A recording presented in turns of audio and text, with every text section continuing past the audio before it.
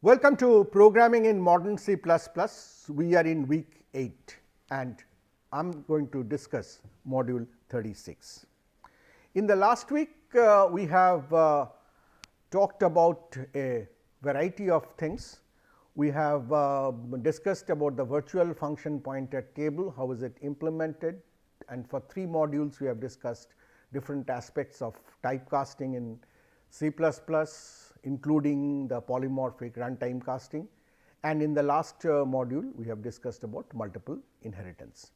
So, with this we are kind of covered a major part of the primary features of C++ programming, which you need to know.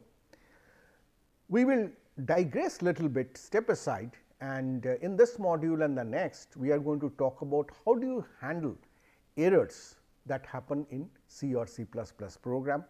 In the present module, we will talk about error handling features available or styles available in C, and then in the next module, we will see how they are again refined significantly in C++. This is the outline and will be available on your left panel. Now, let me start by defining few fundamental notions. The first thing that you must notice is I am using a word exception.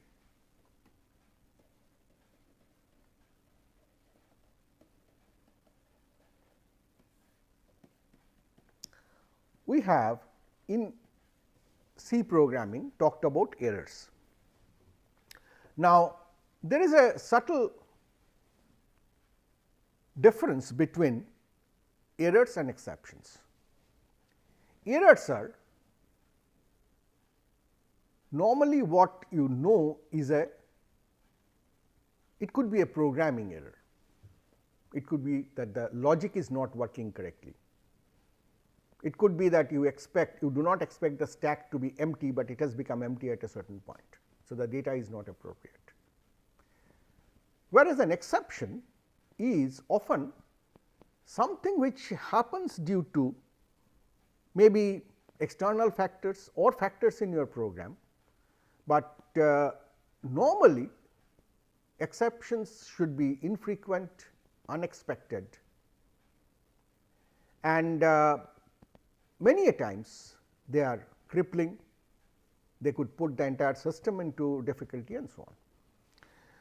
Now, this dichotomy of terms continue to remain because as C evolved, the separate notion of exception or separating exceptions for the normal programming error was not there. So, in C you will find that all kinds, whether it is your programming logic error, whether it is a error due to a data being too large or too small, or it is an error because something has gone wrong in terms of your hardware, somebody has pressed Control C or anything, all were treated as errors.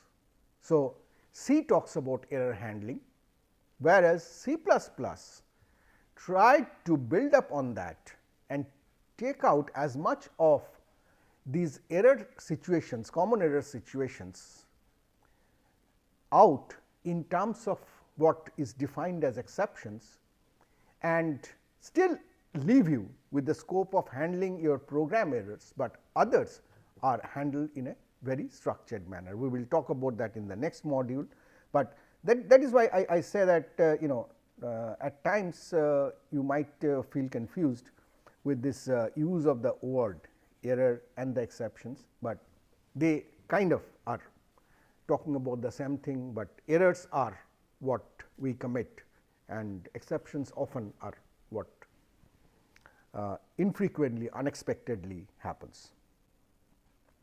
Now, what could be the cause of an exception? There could be several, and a majority of them I have listed here. It could be due to unexpected system state, that is, you have run out of free store, you have run out of disk area, you are trying to you have an array to hold a stack, and you have filled up that array already. So, you are pushing to a full stack. So, these are kind of you are running out of the system state, right. So, some of them at least is not under a programmer's control. While programming, you would not conceive this. Some may be, if you are cautious, or maybe not. There could be external events like control C to terminate a program. There could be an event on the network socket and so on. There could be simple logical errors. This is what I was saying, that more common errors. You are trying to pop from an empty stack, your resource errors like memory leak, memory read write errors and so on. There could be runtime errors like divide by 0, underflow, overflow, out of range, undefined operation like divide by 0. Actually, this is undefined, not exactly runtime error. So, there could be different cases of exceptions, root of exceptions, and the programmer has to handle all of that together. Now, in the world of C, this you will then, since the programmer has to handle this, so there will be code to detect such errors happening, to take care of that, to handle that, come back to continue the program. So, this part is what is now called an exception flow, and normal flow refers to if nothing of these happened, then whatever the logic that you wanted to write. In C, typically these two are entangled twice, one into the other. In C++, the attempt has been to separate out the exception flow from the normal flow. We will see that, we will check that on the next module after we have seen the style of C. There are exceptions are primarily of two types, asynchronous and synchronous. Asynchronous is which has no logic, no relationship with the current execution thread. So, that come in unexpectedly, like interrupting a program, taking a thread away from the context and so on, whereas synchronous exceptions are mostly planned exceptions. They are handled in an organized manner, and most common type, as we will see, is implemented in terms of a throw. These will come in details. I am just trying to give you a basic overview to the whole idea. Now, typically exception is considered, or error handling is considered to be in 5 stages. First, the incidence of the error. The error will have to happen.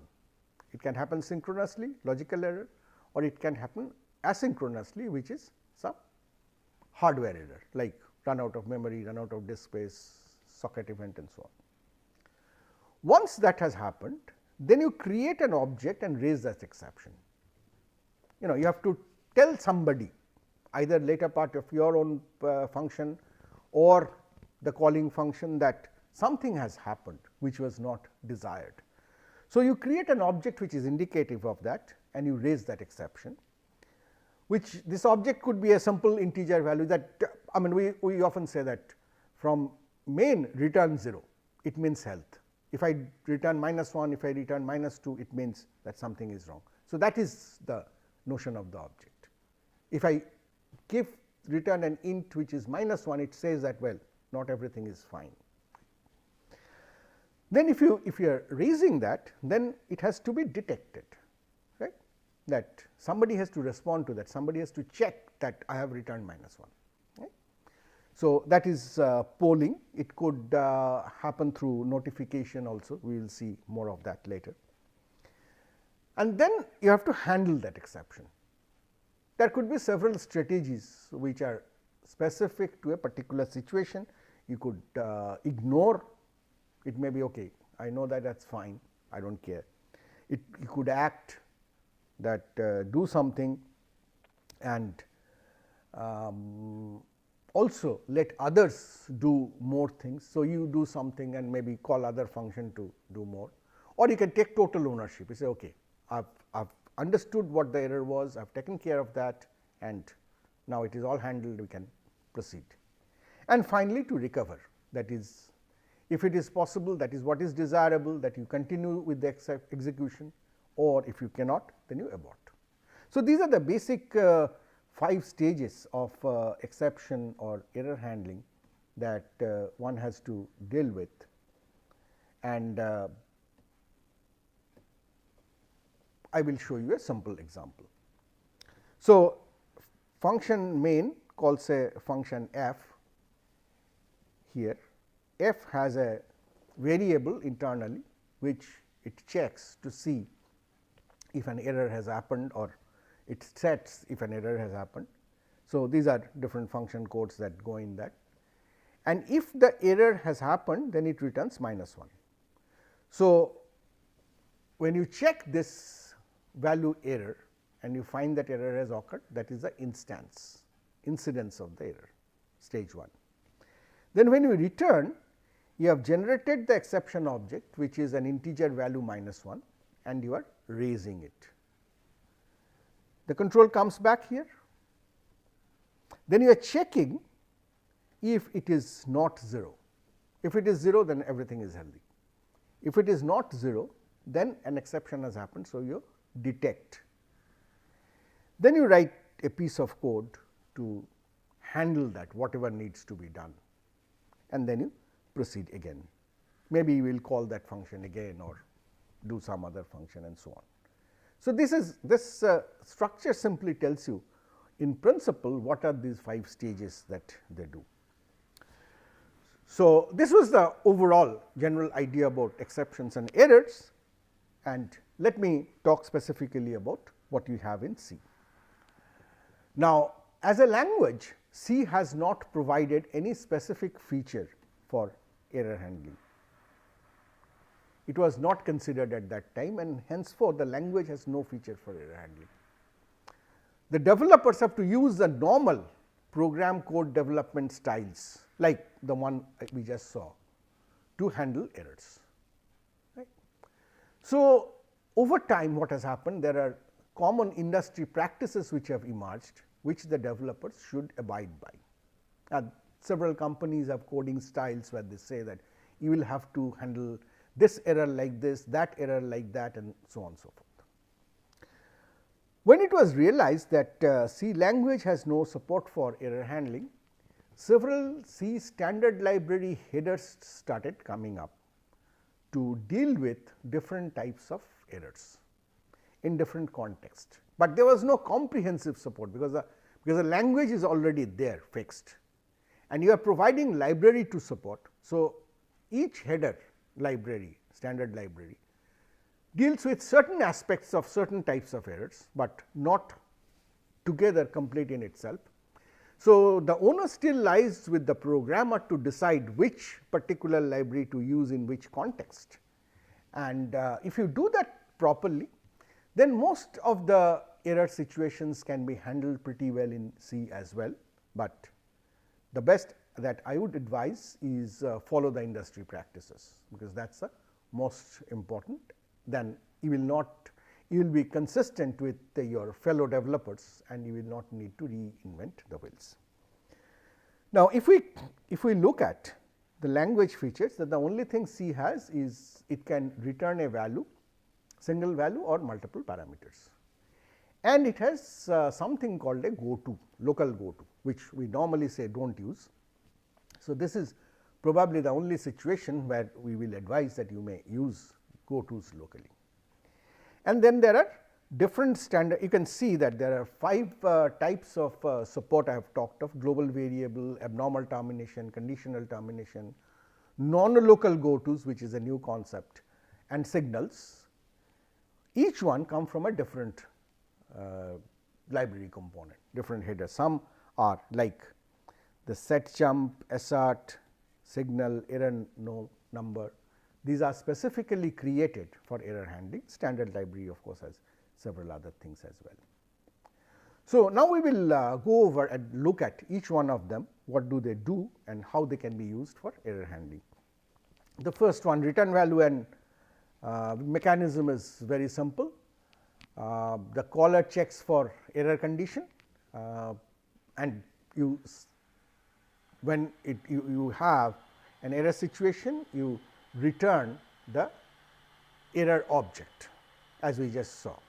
The return value can be ignored and lost, that is a problem, and return values are temporary. So, you will not, if you do not catch it, or if you do not take action on it as soon as the control from the function comes back, you will lose that information.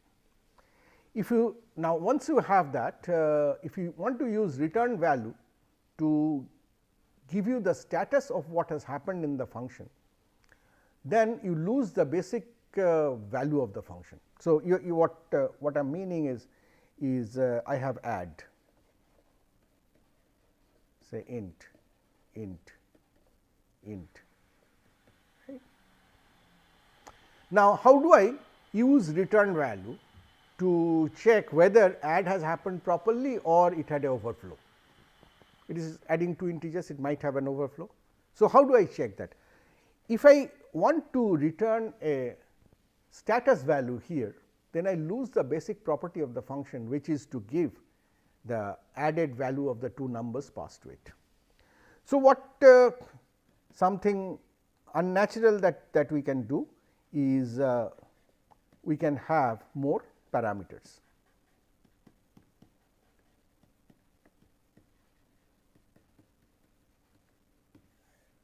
This is an explicitly outbound argument, where I can pass an integer value back to my caller to show whether the function is done successfully or not. But it is a huge problem, because you will use the function as C add A B, right. Now, you have to use it as C is add A B ampersand error. Even that does not work, because you are not being able to check this error. So, if you have to check that, you have to do if, you have to first do C add all this, then you have to check the error that is come up, take actions. It is a big mess. The whole beauty of functions get lost, but that is the best that you have if you are using function return values. Like here I have changed the signature of stack to return an int, so that if the stack is full, then you return a 0, otherwise you return 1. So, you always after push you have to check that to detect and to be able to handle.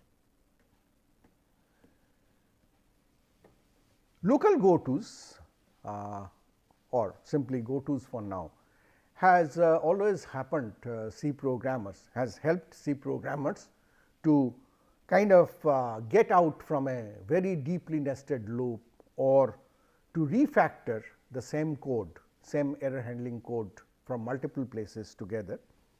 So, under this I will put all different kind of control statements like go to, break and continue, which are things that you do for error handling, that if some error conditions happen, you break from a loop or you continue in the next iteration of the loop without doing the rest.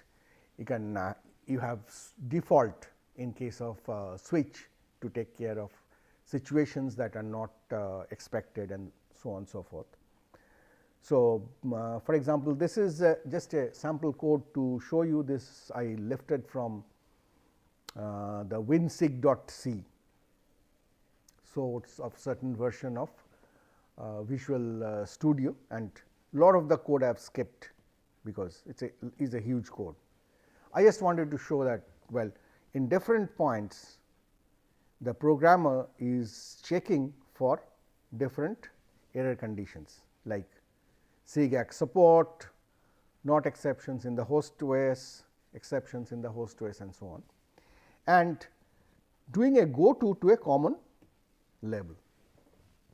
Go tos are bad, we know, but this kind of a disciplined use is good, because otherwise we would need to write the handling code of what happens on that error right at that point, which will be lot of code repetition, and as you know, any code repetition is bad.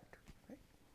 So, this is another style which is often used. So, this is just to show you in terms of visualization that this is the program code, and if an error happens, then all of these are gathered into one point. So, which gives you a power to refactor, and if it is okay, then it gathers to a different point. So, you have only two program points where you may need to fix what you do, but from everywhere else the success and failure fall into these two buckets. So, that is a industry recommended practice of using GoTos for handling errors. Now, let us go into the different features that the libraries provide. The GV mechanism or global variable mechanism is several library functions practice this, that if they come across an error, if they happen to have an error, then they set a global variable which is provided in the errorno.h. Okay. So, an example will make it clear. Here I am trying to do a power function, right, x to the power y. So, where x and y are some values. Now, when you do that, before that you set errorno to 0, and you have included this header file. Errorno is defined in that header file. You are not declaring that variable, you are just setting it to 0. It is a global variable. So, if POW has some kind of a problem, say it is not of the proper domain where POW can be used, it will set errorno to a enumerated value EDOM, error DOM. So, if after POW you find that errorno is EDOM, then you know that this error has happened in POW, and you can decide what to do. POW is taking power.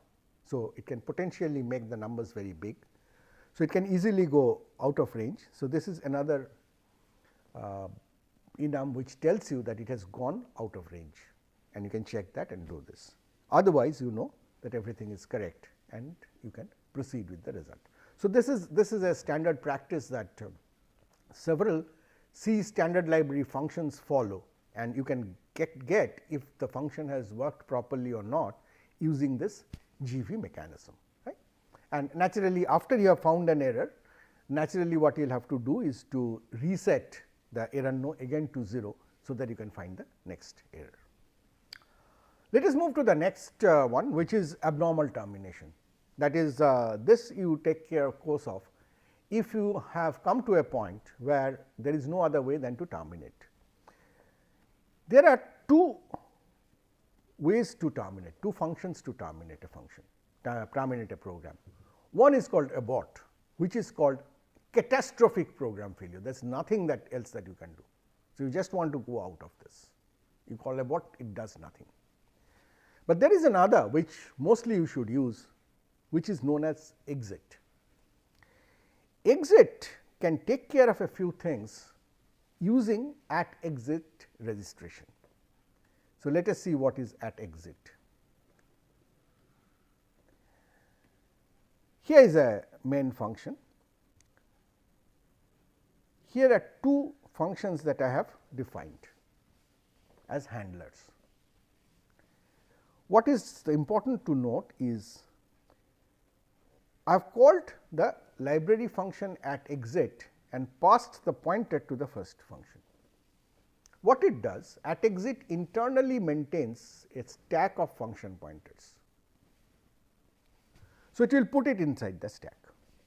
Then I have done at exit once more, a second handler is also pushed onto the at exit stack. Then I do exit.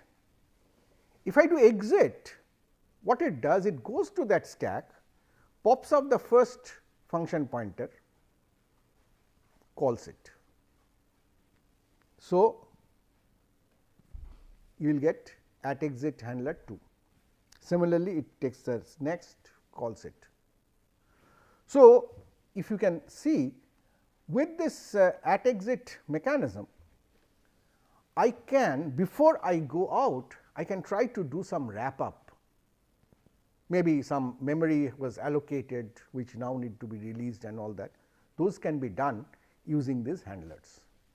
And for moving on to C++, please understand that this at exit mechanism is which makes the invisible call to the destructors possible when you go out of the function scope. Right? But if you instead of exit, if you call abort, this at exit registered handlers will not be called.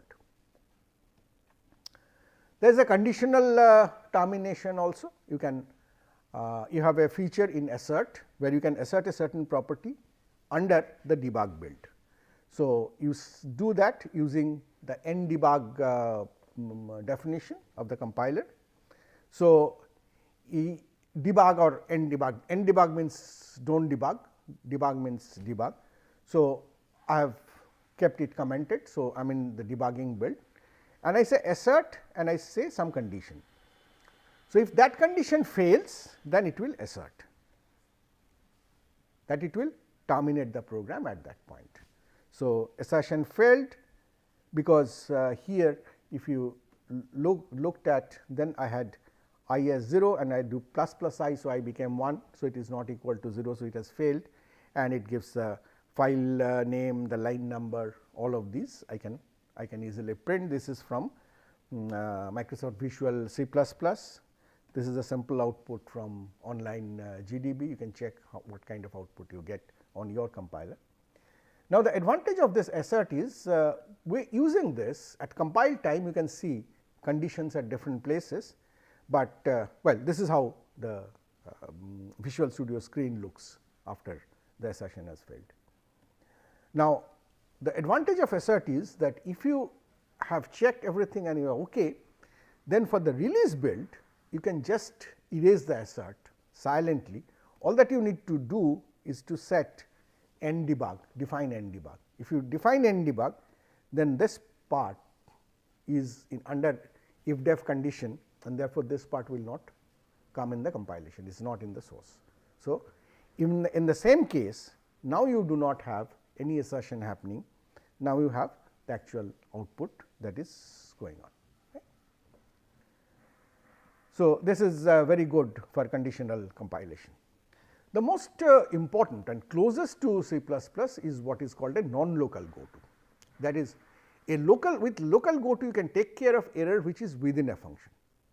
But what you have called a function and that function has an error, how does that information come back to the caller? That is the basic question. So, it uses two calls, two functions, one is called set jump, one is called long jump. Set jump sets a point in the scholar where in case of error you would like to come back, and long jump is in the called function where you say that, well, I have an error. So, I want to go back to the caller where the set jump was done. Now, certainly you have two different environments, two functions, one is the calling function, one is the called function. So, when you are doing long jump, you are in the called function. So, how do you know the environment of the calling function? So, you use a jump buff which stores this environment information. That is the simple idea, and we will see how this has got has been imbibed in C++ in terms of a beautiful exception mechanism. So, this is how you do it. This is the header, this is the jump buffer that I have defined, and you do set jump buffer. So, at this point the buffer gets the environment of the main, and I am doing it for the first time. So, it is 0, which means that everything is good. So, I say that G is being called, call G, the control comes here and the execution starts. Okay. If I assume that there is no error, then the execution will go till the end. If there is an error, then this long jump will happen. So, let us see the subsequent progress. So, here I have assumed that there is no error. So, I have set the return point, I have called G, naturally the control comes up to this point and goes back to this point. Right. So, you say G called, then G started, G ended and G returned. Right? This is the no error path. Now, suppose I have set this error to true. I am just using a variable to simulate a error situation. So, again the set jump is setting the buffer with the environment to 0. It is called. So, the control comes here. We are in a new environment. G started. So, G called, G started. Now, the error is true. So, you do a long jump. What it does?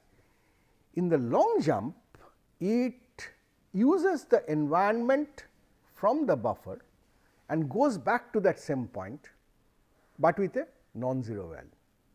So, it goes back to this context of set jump with 1,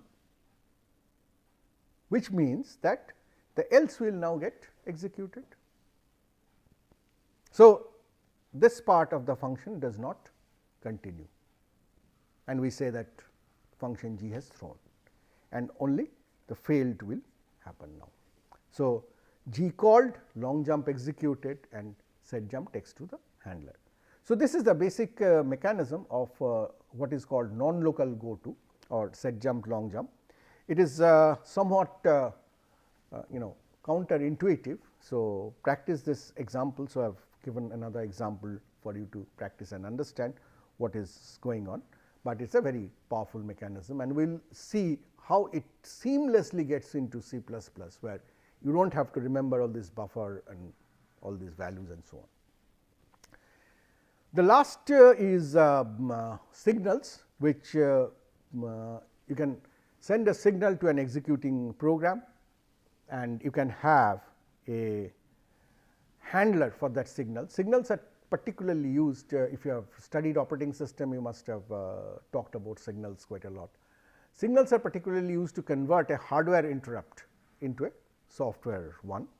So, here I show how to do that, include signal, define an handler which should what it should do if that hardware event happens.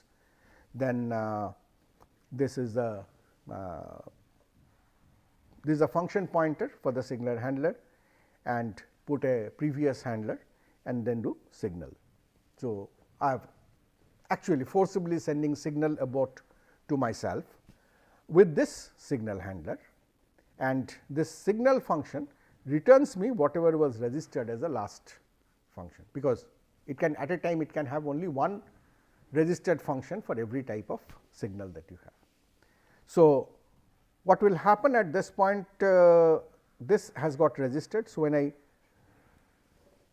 go to when I get this signal abort which I have sent myself, I will have this code executed, which is say that application is aborting, and then you come and abort, you leave everything and go away. Right. So, these are the different mechanisms that are possible. So, we have seen a number of C mechanisms, but they help you in error handling, and that is how the C programmers survive. But certainly they have lot of shortcomings, like they are destructor ignorant, they will not destroy the objects when long jump is going out of scope. They are obtrusive, that is they are mixing up with your normal logic, as we have seen in return value mechanism or in global variable mechanism. They are not flexible, because normal function semantics is getting lost, because you have to have value parameters and so on. They are non-native, because they are not part of the language, and they are coming as library support and so on. So, these shortcomings will be solved when we actually go on to C++ error handling exceptions in the next module. So, to summarize, in this module we have introduced the concept of exceptions and particularly discussed error handling in C, and illustrated various language features, but primarily library support in C for handling errors with examples. Thank you very much for your attention, and see you in the next module.